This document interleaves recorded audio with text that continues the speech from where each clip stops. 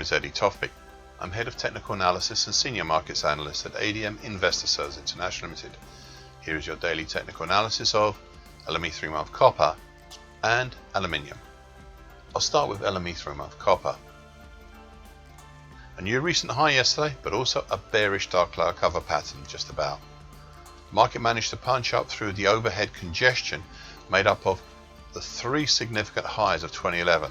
That's July 99.07, April at 99.47, especially March at 99.99, but failed to close above all but one, the July high at 99.07. Now, I've spoken at length about the recent sideways triangle. I'd finished my comments by asking this question, and I quote, "So what's next?" Well, one could look at the sideways triangle as also being a type of halfway hesitation, in which case we'll be looking in a 10,400 level, end of quote. This is what is still at the end of this journey upwards, having been formed over the last 3 weeks. The issue is that the market has finally, last week and this week as well now, hit upon some resistance that could actually stop it. It was, as I said over recent days, last week was a first pause. It will depend on what happens over this week in this attempt higher. Well, so far today, a really interesting move higher.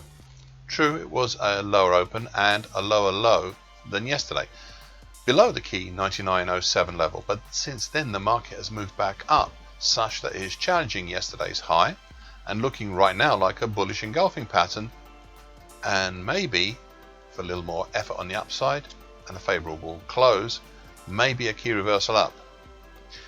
You see, once we really try higher, we have only the February 2011 high at 10,189 before prices can look properly at the 10,400 area. LME 3-month aluminium. Yet another new recent high and recent high close yesterday. There was also a fifth bullish white soldier as well. This continues the idea that once the market successfully punched up through and closed over the cap at the time of the May 2018 high at 23.74, we would be in fairly free territory overhead. Looking above, we have a number of overhead targets that are all fairly close together. There's target X in the 24.85 area.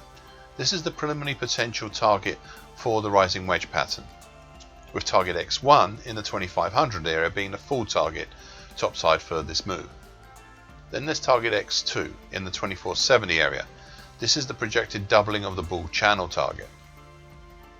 So far today, a lot has gone on in a very short amount of time.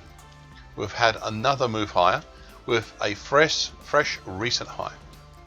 We've also reached one of the overhead targets, target X2 in the 2470 area. This is the projected doubling of the bull channel target. Additionally, we're well on the way towards reaching target X in the 2485 area. This is the preliminary potential target for the rising wedge pattern. We're only off this last one by about $6 right now, so I could actually call it as being achieved, but I'll leave it for the moment. The next resistance beyond the targets at X, X1 and X2 is the 2535 area. Thank you for listening. This short version broadcast gives essential market patterns and consequences. Please be aware of the risk disclaimer posted with this broadcast. Copyright is Eddie Tofpik and ADM Investor Services International Limited.